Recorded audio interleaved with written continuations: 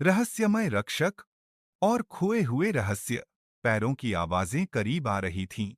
अरमान ने मशाल को अपने सीने के करीब कर लिया ताकि रोशनी कम हो जाए, और वह चुपचाप एक खंभे के पीछे जाकर छिप गया। दिल जोर जोर से धड़क वह कह रहा था, मगर उसके चेहरे पर खौफ नहीं, बस जिज्ञासा की चमक थी। चंद ही लम्हों बाद एक साया दालान में नमूदार हुआ।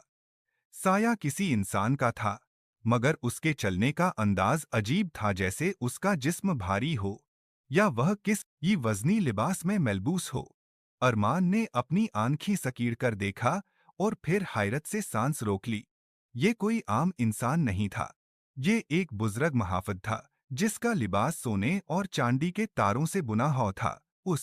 उसके चेहरे पर सदियों की थकान नजर आ रही थी, मगर आंखों में अजीब चमक थी। दाढ़ी सफेद, लंबी और सलीके से बुनी हुई।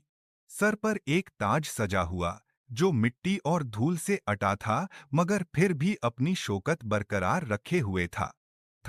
रक्षक दालान के मध्य में रुक गया, गहरी सांसें लीं और फिर धीरे धीरे कुछ बोला जो अरमान को समझ नहीं आया। जैसे कोई दुआ के शब्द हों या फिर किले की शांत आत्माओं को पुकारने की कोशिश। अरमान को महसूस हुआ वह रक्षक किसी चीज की तलाश कर रहा था। उसका दिल चाहा तुरंत बाहर निकले और उससे बात करे, मगर वह डर रहा था कि कहीं वह कोई बुरी मखलूक न हो। फिर भी दिल की गहराई में उसे यकीन था कि किले के अंदर जो कुछ भी मिलेगा, उसे बहादुरी और नरमी से समझना होगा। चंद लम्हों बाद रक्षक ने अपनी आंखें बंद कीं, फिर दालान की एक दीवार पर हाथ फेरा और दीवार में एक गुप्त रास्ता नमूदार हुआ। अरमान दम साधे देखता रहा। रक्षक चुपचाप उस रास्ते में प्रवेश कर गया और पीछे की दीवार फिर बंद हो गई। अरमान अपनी जगह से बाहर आया। उसका दिमाग सवालों से भरा था। यह रक्षक कौन था? यह गुप्त रास्ता कहाँ जाता होगा? और किले में और कितने रहस्य दफन होंगे? उसका दिल चाहा तुरंत दीवार के उस स्थान पर पहुंचे, मगर फिर उसने सोचा पहले और खोज लगाई जाए।